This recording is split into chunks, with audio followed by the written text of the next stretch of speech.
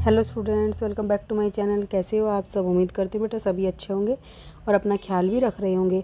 तो बेटा आज हम जो कर रहे हैं अपनी 8th क्लास की, ठीक है, 8th क्लास की एनसीईआरटी साइंस से अपनी सेकंड वीडियो, ठीक है, पार्ट 2 करने जा रहे हैं 8th चैप्टर की, जिसका नाम क्या है? कोशिका संरचना एवं प्रकार्य। ठीक है, ये चैप्टर हमारा स्टार्ट है। तो इसमें हम अभी तक पढ़ चुके थे कि कोशिका क्या होती है, कोशिका की खोज किसने की थी, कोशिका के भाग कौन कौन से होते हैं, फिर सजीवों में कोशिकाओं की संख्या कौन सी कितनी होती है। आज हम बात करेंगे कि कोशिका की आकृति क्या है, ठीक है, उसकी आकृति के बारे में बात करेंगे। तो देखो चित्र 8.3 को देखिए। चित्र में दर्शाए गए अमीबा की आकृति को आप किस प्रकार परिभाषित करेंगे? आप कह सकते हैं कि इसकी आकृति अनियमित है। वास्तव में अमीबा की कोई सुनिश्चित आकृति नहीं होती, यह अपना आकृति बदलता रहता है। ठीक है, इसके मुख्य शरीर में बाहर की ओर एक परिवर्ती लंबाई की प्रवर्ध उभरे हुए दिखाई देते हैं, इन्हें पादाप कहते हैं। देखो अब यहाँ पर क्या कह रहा है बेटा, यहाँ पर ये कह रहा है कि जो कोशिकाएं होती है, कोशिका क्या होती है? ये होती है जिसके बीच में केंद्रक होता है, ये कोशिका झिल्ली होती है और उसके बीच का हिस्सा जो है कोशिका द्रव्य कहलाता है। ठीक है, अब ये कह रहा है कि जो अमीबा होता है वो तो बेटा एक कोशिकीय जीव, यानी कि सिर्फ एक ही कोशिका का बना होता है। तो उस एक कोशिका की जो आकृति होती है वो एक फिक्स आकृति नहीं होती, वो अनिश्चित होती है, अनियमित होती है, बदलती रहती है। और बदलती क्यों रहती है? वो उसके आकार के आधार पर और उसके मतलब कि कार्य के आधार पर बदलती रहती है। जैसे उसे जिस भी अपने चारों दिशाओं में कहीं भी भोजन दिखे, उसी साइड से उसका क्या होता है, वो अपनी आकृति को बदलता रहता है, मतलब प्रवर्ध बना लेता है। देखो कैसे यहाँ पे अमीबा दिखाया गया है, ये रहा। मान लो उसको यहाँ पर भोजन दिखाई दिया तो वो क्या करता है, इस तरीके का अपना एक ये प्रवर्ध बना लेता है, जिसके बीच में ये अपने भोजन के इस कण को फंसा लेता है। ठीक है, और फिर इधर से बंद कर लेता है अपनी आकृति को, और फिर ये भोजन अंदर जाके इसके पच जाता है। ठीक है, तो इस तरीके से इसकी कोई निश्चित आकृति नहीं होती, ये बदलती रहती है। ठीक है, और जो ये बनाता है, जो प्रवर्ध उभरते हुए प्रवर्ध हमें दिखाई देते हैं, इनको हम क्या बोलते हैं? पादाप बोलते हैं। जो इसके चारों तरफ ऐसे कोशिका में ये दिखते हैं ना, ये वाले हिस्से, इनको हम क्या बोलते हैं? पादाप। जैसा कि आप कक्षा 7th में पढ़ चुके हैं कि यह प्रवर्ध अमीबा की गति के समय और भोजन का अधिग्रहण करते समय बनते और बिगड़ते हैं। देखो दो चीज़ में मदद करता है बेटा। एक तो ये क्या करता है, जैसे तुमने कुछ कीड़े देखे होंगे बेटा जो ज़मीन पर रेंगते हैं, तो वो आकार में कभी बदलते हैं, कभी बड़े होते हैं और कभी फिर से छोटे हो जाते हैं। मतलब ऐसे करके आगे बढ़ गए, फिर यहाँ से जाने के लिए फिर अपनी स्किन को क्या करेंगे, इकट्ठा करेंगे और फिर फैल जाएंगे। इस तरीके से वो गति करते हैं। ऐसे ही जो कोशिका है अमीबा की, वो उसकी मदद करती है आगे बढ़ने में, और दूसरा भोजन को ग्रहण करने में। ये दो काम करने में मदद करता है पादाप। तो आपको ये याद रखना है, पादाप किस कार्य में मदद करता है? भोजन के अधिग्रहण में, और दूसरा अमीबा की गति करने में। ठीक है, प्रवर्ध जो है इन्हीं को ही पादाप बोला गया है। ओके, अब देखो अपनी आकृति बदलने से अमीबा को क्या लाभ होता है? अब बेटा देखो, अपनी आकृति बदलने से अमीबा को क्या लाभ होता है? अमीबा की बदलती हुई आकृति पादाप के बनने के कारण होती है। जो अमीबा की आकृति है वो हमें पता चल गया बदलती क्यों है, क्योंकि वो पादाप बनाता है। पादाप किस काम में मदद करते हैं? भोजन के अधिग्रहण में और गति प्रदान करने में उसका मदद करते हैं। ठीक है, तो ये फ़ायदा है अमीबा को उसकी आकार बदलने में। अब मनुष्य के रक्त में पाई जाने वाली श्वेत रक्त कणिकाएँ भी एक कोशिकीय संरचना का उदाहरण है। यानी कि जो वाइट ब्लड सेल हैं बेटा, श्वेत रक्त कणिकाएँ हैं, जो क्या करती हैं मनुष्य के शरीर में? आप मुझे बताओगे कमेंट बॉक्स में लिख के। जो श्वेत रक्त कणिकाएँ हैं ये आप 7th क्लास में पढ़ चुके हो कि ये हमें कैसे मदद करती हैं। ठीक है, किस कार्य में मदद आती है इनकी। ठीक है, बताने को तो बेटा मैं अभी बता दूं आपको, बट मैं चाहती हूँ मुझे पता चले बच्चों को भी पता है या नहीं है। ठीक है, तो ये भी जो होती है इनका कोई निश्चित आकार नहीं होता, ये भी कुछ ऐसे टेढ़े मेढ़े आकार की होती हैं। ठीक है, कोई ऐसे जैसे लाल रक्त कणिकाओं का आकार बिल्कुल गोल होता है, ऐसे इन श्वेत रक्त कणिकाओं का नहीं होता। ठीक है, और ये भी क्या है, एक कोशिकीय जीव हैं, इसी वजह से इसका आकार ऐसा होता है। क्यों? क्योंकि इसको अपने सर्वाइवल के लिए, अपने जीवित रहने के लिए भोजन की आवश्यकता होती है। तो उनको खाद्य कणों को इकट्ठा करने के लिए या ऐसे बहुत सारी चीज़ें गति प्रदान करने के लिए अपना आकार बदलते रहना पड़ता है। ठीक है, जो अपनी आकृति को बदल सकती है। अब जो WBC है मतलब वाइट ब्लड सेल, ठीक है, एक कोशिका है, जबकि अमीबा एक पूर्ण विकसित जीव है जिसकी स्वतंत्र अस्तित्व है। अब देखो बेटा एक चीज़ यहाँ पे ध्यान दो, हमने बात की है एक तो WBC की, ठीक है, श्वेत रक्त कणिका की। एक हमने बात की है अमीबा की। अब दोनों ही क्या हैं, एक कोशिका का बने हुए हैं, लेकिन ये तो एक पूरा का पूरा जीव है, ठीक है, जो कि क्या है हमें दिखाई भी मतलब कि दिखाई भी देता है, एक तरीके से कह लो अगर सूक्ष्मदर्शी से देखते हैं तो मतलब कि ये एक पूरा स्वतंत्र जीव है। जैसे हम एक मनुष्य हैं ऐसे ये एक जीव है। लेकिन जो ये है श्वेत रक्त कणिका, ये एक जीव नहीं है, ये हमारे शरीर का हिस्सा है। ये बात समझ में आई। WBC जो है ये एक कोशिकीय है और ये भी एक कोशिकीय, लेकिन ये हमारे शरीर का हिस्सा है और ये एक पूरा का पूरा जीव है स्वतंत्र रूप से, ठीक है, ये किसी का हिस्सा नहीं है। ओके, अब यहाँ पर आपके विचार में उन जीवों में कोशिकाओं की आकृति कैसी होगी जिनमें लाखों कोशिकाएं होती हैं। चित्र 8.4 के ABC में मानव की विभिन्न प्रकार की कोशिकाएं जैसे कि रक्त, पेशी और तंत्रिका कोशिका दिखाई गई हैं। ये विभिन्न आकृतियों और उनके विशिष्ट कार्यों से संबंधित हैं। कोशिकाएं सामान्यतः गोलीय, चपटी गोल अथवा लंबी होती हैं, ठीक है। कुछ कोशिकाएं लंबी होती हैं जिनके दोनों सिरे क्या होते हैं, नुकीले। देखो बेटा यहाँ पर तुम्हें दिखाई गई हैं। कुछ क्या है, गोल हैं, कुछ क्या हैं, चपटी हैं और कुछ क्या है, लंबी हैं। तो देखो यहाँ पर क्या है, कुछ कोशिकाएं ऐसी हैं जिनके दोनों सिरे क्या होते हैं, नुकीले होते हैं। ये हमारी क्या है, पेशी कोशिकाएं जो हमारी मांसपेशियों में पाई जाती हैं। और ये लाल रक्त कणिकाएं हैं जो हमारे ब्लड के अंदर पाई जाती हैं। और ये हमारे मस्तिष्क के अंदर पाई जाती है तंत्रिका तंत्र, ठीक है, तंत्रिका कोशिका, ठीक है। ये क्या करती है, हमारे शरीर के अलग अलग अंगों से कोई भी मैसेज को हमारे दिमाग तक पहुंचाने का कार्य करती है ये। जैसे कहीं पर अगर हम एक गर्म पानी में हाथ डालते हैं ठंडे में, तो हमें तुरंत महसूस होता है और हमारे दिमाग में जाता है कि अपने हाथ को पीछे हटाना है। तो इस कार्य में कौन काम करता है, ये हमारी तंत्रिकाएँ कोशिकाएँ इस कार्य को करने में मदद करती हैं।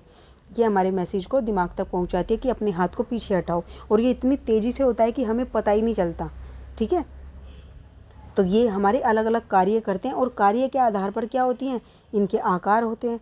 अब देखो मांसपेशी कोशिकाएं इस तरीके की होती है क्योंकि वो क्या करती हैं, जगह जगह से हमारे स्किन में जुड़ी रहती हैं और क्या करती हैं, ये एक मास्क हमारे शरीर को एक तरीके से कुशन का कार्य करती हैं। कहीं पर चोट लगने से अगर हम गिर जाएं तो हमें वो हड्डियों को टूटने से बचाने का कार्य करती हैं।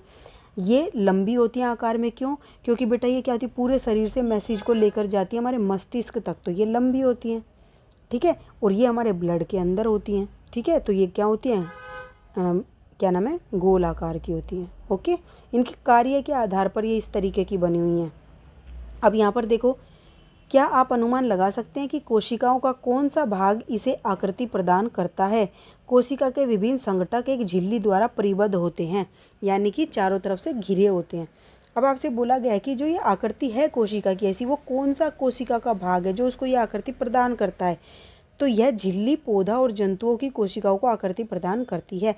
अब देखो कोशिका के बाहर जो ये बेटा कोशिका झिल्ली होती है, यही क्या करती है, इन कोशिकाओं को आकृति प्रदान करती है, ठीक है। जैसे तुम कोई कुछ भी कार्य करते हो या कुछ बनाते हो तो तुम क्या करते हो, उसके चारों तरफ एक बाउंड्री बना देते हो, तो बाउंड्री से क्या होती है, उसे एक आकार मिल जाता है, ठीक है। जैसे अब मान लो कोई कार्य कर रहा है, अगर कोई जगह है, ठीक है, और अगर तुम वहाँ पर कुछ अपनी निशान वगैरह ऐसे नहीं लगाओगे तो तुम्हें क्या पता चलेगा कि तुम्हारी जगह कहाँ तक है। कहीं पे तुम्हें बैठना है तो तुम अगर अपने पहले से ही वहाँ पर कुछ ऐसे बाउंड्री कर दोगे तो क्या होगा, तुम कहोगे कि यहाँ से आगे तुम्हारी जगह नहीं है, ठीक है। तो ये क्या होता है, ये इसको आकृति प्रदान कर दी कि इतना हिस्सा हो गया। लेकिन अगर हम ये नहीं कहेंगे और हम कहेंगे कि हमारी भी जगह है यहाँ, हमारी भी कहाँ है, लेकिन कितनी है वो हमें पता ही नहीं चलेगा। तो जो कोशिका की झिल्ली होती है जो चारों तरफ की, वो उसको क्या करती है, आकृति प्रदान करती है, ठीक है। अब यहाँ पर क्या है, पादप कोशिकाओं में एक अतिरिक्त आवरण होता है। अब देखो बेटा हमने क्या कहा, दो तरीके की कोशिकाएं होती हैं, पौधों में भी पाई जाती है और जंतुओं में भी पाई जाती है, ठीक है। तो पादप कोशिका हो गई एक तो, और एक क्या हो गई, जंतु कोशिका हो गई, ठीक है। दो तरीके की कोशिका हो गई और दोनों में ही क्या होता है, केंद्रक होता है, कोशिका झिल्ली होती है और बीच में कोशिका द्रव्य होता है। अब एक चीज़ जो ये पादप कोशिका थी बेटा, ये वाली, इसमें एक और परत होती है बाहर, ठीक है, जो क्या करती है, इसकी रक्षा करती है, ठीक है। इसको जैसे अब देखो पेड़ एक जगह पर रहते हैं बेटा, आंधी आती है, तूफान आता है, सर्दी होती है, गर्मी होती है, तो उसका बचाव कैसे होगा। हम सब तो क्या करते हैं, हमें ठंड लगती है हम अंदर आ जाते हैं, गर्मी लगती है तो भी अपने अंदर आ जाते हैं कमरों में, ठीक है। तो हम तो एक स्थान से दूसरे स्थान जा सकते हैं, लेकिन पौधे एक स्थान से दूसरे स्थान नहीं जा सकते। तो उनके बाहर एक और परत होती है जो इनकी रक्षा करती है, उनके मौसम में जीवित रहने योग्य उनको बनाती है। ठीक है, उसको हम क्या बोलते हैं? उसको हम बोलते हैं कोशिका भित्ति। ये याद रखोगे कि पौधों के अंदर पाई जाती है, कोशिका में एक अतिरिक्त आवरण पाया जाता है जिसे कोशिका भित्ति कहते हैं, जो इनकी क्या करती है? वातावरण से सुरक्षा प्रदान करती है। यह कोशिकाओं को आकार एवं दृढ़ता प्रदान करती है। ठीक है, और ये पौधों को क्या करती है? दृढ़ता प्रदान, मजबूती प्रदान करती है, आकार प्रदान करती है। जीवाणु कोशिकाओं में भी कोशिका भित्ति पाई जाती है। अब बेटा कुछ जीव ऐसे हैं जिनके कुछ जीवों के अंदर भी पाई जाती है, हमने क्या कहा अभी? पौधों के अंदर पाई जाती है, लेकिन कुछ ऐसे जीव भी हैं जिनके अंदर कोशिका भित्ति पाई जाती है, जैसे कि अमीबा, जीवाणु। ठीक है, जो जीवाणु की कोशिकाएं होती है, जीवाणु क्या होते हैं? बैक्टीरिया। ठीक है, तो जीवाणु के चारों तरफ भी क्या होती है? कोशिका भित्ति पाई जाती है। ठीक है, अब बात करते हैं, हमने ये तो देख लिया आकृति आकार कैसे प्रदान होता है। अब कोशिका का साइज, कौन कितनी बड़ी है। सजीवों में कोशिका का साइज 1 मीटर का 10 लाखवें भाग, ठीक है, के बराबर होता है। अब आप ये देखो 1 मीटर कितना होता है बेटा? तुम अपने एक हाथ के पोरवे से लगाओ और क्या करते हो? अपने दूसरे कंधे तक के हिस्से को, ठीक है, ये तुम्हारा हाथ है, ये तुम हो, तो तुम यहाँ तक नापते हो, तो ये कहते हो तुम 1 मीटर हो गया। तो इस 1 मीटर का कितना? 10 लाखवां भाग, यानी कि इसको क्या करोगे? 10 लाख से डिवाइड कर दोगे। इतना हिस्सा, जो इतना छोटा हिस्सा क्या है, उसके बराबर एक कोशिका होती है सजीव की। तो देखो कितना छोटा भाग है कोशिका। तभी हम इसको सूक्ष्मदर्शी की सहायता से देखते हैं। और कहाँ तक होती है? कुछ सेंटीमीटर लंबी भी होती है, क्योंकि हमने क्या कहा था? शुतुरमुर्ग का अंडा होता है बेटा, वो एक कोशिका है। ठीक है, और वो एक कोशिका है, तो उसका साइज कितना हो गया? वो तो हम उसको अपनी ऐसी नॉर्मल आँखों से भी देख सकते हैं। ठीक है, तो क्या हो गया? कुछ सेंटीमीटर, और वो कुछ सेंटीमीटर का, वो कुछ इतना बड़ा होता है ऐसे करके, वो क्या होगा? कुछ ना कुछ सेंटीमीटर का होता है, यानी कि 10-15 जितनी भी होगी। परंतु अधिकतर कोशिकाएं बहुत ही ज़्यादा छोटी होती हैं और हम उनको नग्न आंखों से नहीं देख सकते, उन्हें हम सूक्ष्मदर्शी द्वारा ही बड़ा करके देख सकते हैं। सबसे छोटी कोशिका का साइज 0.1 से लेकर 0.5 माइक्रोमीटर है। ठीक है, जो सबसे छोटी कोशिका का है, जो सबसे छोटी कोशिका है उसका साइज कितना है? ये याद रखना है, 0.1 से 0.5 माइक्रोमीटर तक होता है। ठीक है, और जो कि जीवाणु की कोशिका है, यानी कि अब देखो 2 क्वेश्चन बने, सबसे छोटी जो कोशिका है उसका साइज क्या होता है, और जो सबसे छोटी कोशिका है वो किसकी है? जीवाणु कोशिका की है। ठीक है, या फिर ऐसे बन जाएगा कि जीवाणु कोशिका का साइज कितना होता है, तो इतना। एक बात समझ लो, जीवाणु कोशिका सबसे छोटी है, 0.1 से 0.5 के बीच उसका क्या होता है? साइज होता है। ठीक है, याद रखोगे। सबसे बड़ी कोशिका शुतुरमुर्ग का अंडा है। ठीक है, और उसका साइज कितना? 170 mm से लेकर 130 mm, 170 mm इंटू 130 mm होता है। ठीक है, ये याद रखना है तुम्हें कि कितना साइज होता है। अब यहाँ पर क्रियाकलाप क्या है तुम्हारा? 2। मुर्गी का एक अंडा उबालिए। अब देखो तुम्हें क्या बोला? मुर्गी का एक अंडा उबालो, उसका छिलका अलग करो। आप क्या देखते हैं? एक सफ़ेद पदार्थ केंद्र के पीले भाग को घेरे हुए होता है। ये देखा होगा अगर जो खाते होंगे बेटा उन्होंने। सफ़ेद भाग एल्ब्यूमिन कहलाता है। ठीक है, जो उबले हुए पर ठोस में परिवर्तित हो गया। जो क्या होता है बेटा? एक अंडा होता है, अगर हम उसको उबालते नहीं हैं तो उसके बीच में एक लिक्विड भरा होता है। ठीक है, वो लिक्विड क्या होता है? उसी लिक्विड के अंदर एक येलो पार्ट भी होता है। जब हम उसको उबाल देते हैं तो ये येलो पार्ट क्या हो जाता है बेटा? ठोस बन जाता है। ठीक है, और पीले भाग को हम क्या बोलते हैं? योक बोलते हैं। अब देखो 1 मिनट में बना देती हूँ। ये इसका येलो वाला हिस्सा है। ठीक है, इसको हम क्या बोलते हैं? योक। ठीक है, और जो ये वाला बीच का हिस्सा बच गया, ये वाइट वाला, इसको हम क्या बोलते हैं? एल्ब्यूमिन। ठीक है, और जब हम इस अंडे को उबाल देंगे तो ये क्या? एक ठोस आकार का बन जाता है। ठीक है, क्या हो जाता है? कठोर, बिल्कुल कठोर तो नहीं होता पर ये ठोस सा हो जाता है। ठीक है, एक पनीर जैसा हिस्सा कह सकते हो आप, इतना ठोस हो जाता है ये। और यह एक एकल कोशिका का भाग है। अब ये पूरी की पूरी क्या है? एक अंडा क्या होता है? एक कोशिका। तो ये पूरा का पूरा क्या है? एक कोशिका है, कोशिका का भाग हो गया। योग क्या हो गया? इस कोशिका का भाग हो गया। आप इसे आवर्धक उपकरण के बिना भी देख सकते हैं। तो अब आपको क्या बोला गया है कि आप अंडे के मतलब कोशिका को अपनी आँखों से भी देख सकते हो, जो कि क्या है साइज में बड़ी होती हैं, लेकिन कुछ कोशिकाएं इतनी छोटी होती हैं कि उनको हम ऐसे नॉर्मल आँखों से नहीं देख सकते। अब देखो यहाँ पर, क्या हाथी की कोशिकाएं और चूहे की कोशिकाओं से बड़ी होती हैं? अब देखो क्या दिमाग, बेटा ये क्वेश्चन बनना जायज़ है कि हमने क्या कहा कि जैसे भाई बड़ी कोशिका है तो इसका मतलब वो बड़े जानवरों में पाई जाती होगी, छोटी कोशिका छोटे जानवरों में पाई जाती होगी, लेकिन ऐसा नहीं है। अब तुम हाथी का देखोगे, हाथी का शरीर भी बहुत सारी कोशिकाओं से मिलकर बना हुआ है, लेकिन इसका मतलब ये नहीं है कि वो बहुत बड़ी बड़ी कोशिकाएं हैं, ठीक है। बस क्या है, उनकी संख्या अधिक हो जाती है। ओके, अब यहाँ पर देखो, किसी कोशिका के साइज का संबंध किसी पौधे अथवा जंतु के साइज से नहीं होता। मान लो अगर जिराफ है, ठीक है, जिराफ इतना बड़ा है, हाथी है, हाथी इतना बड़ा है, तो इसका मतलब ये नहीं है उसमें बहुत बड़ी बड़ी कोशिकाएं पाई जाएंगी, नहीं। कोशिकाओं की संख्या अधिक हो सकती है। मान लो ये 10 लाख से बन रहा है तो वो 1 करोड़ से बन सकता है। अगर छोटा सा जीव चूहा है, अगर वो क्या है ऐसी 50 कोशिकाओं से मिलकर बना है या 50 लाख से बनकर बना है, तो हो सकता है हाथी में जो कोशिकाएं वो 50 करोड़ हों, संख्या में अधिक हो सकती हैं। इसका ये मत सोचना बड़ा जीव है तो उसकी बड़ी कोशिकाएं हैं, नहीं। छोटा जीव है तो छोटी कोशिकाएं हैं, ऐसा नहीं है, संख्याएं अधिक हो सकती है, ठीक है। अब यहाँ पर ऐसा बिल्कुल भी आवश्यक नहीं है कि हाथी की कोशिकाएं चूहे की कोशिकाओं से बहुत अधिक बड़ी हों।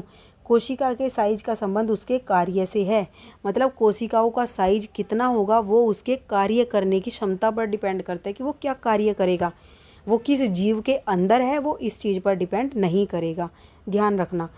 उदाहरण के लिए तंत्रिका कोशिकाएं हाथी और चूहे दोनों में ही लंबी एवं शाखान्वित होती हैं। अब देखो, जो तंत्रिका कोशिका होती है ये चूहे के अंदर और हाथी के अंदर, दोनों के अंदर लंबी लंबी होती हैं और शाखान्वित होती हैं, ठीक है।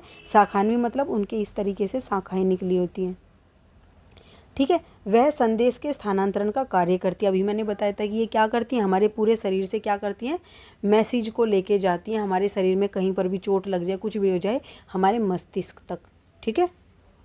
अब बेटा जो नेक्स्ट का है कोशिका संरचना एवं प्रकार्य, ये हम अपनी नेक्स्ट वर्कशीट के अंदर करेंगे, ठीक है। आज की वर्कशीट में इतने, उम्मीद करती हूँ आपको अच्छे से समझ आ जाएगी। फिर भी कोई डाउट हो तो कमेंट बॉक्स में पूछ लेना। इस वीडियो में इतने, अपना नेक्स्ट टॉपिक जो है नेक्स्ट वीडियो में करेंगे। तब तक के लिए ऐसे ही हंसते रहिए, मुस्कुराते रहिए, पढ़ते रहिए और आगे बढ़ते रहिए। Thank you.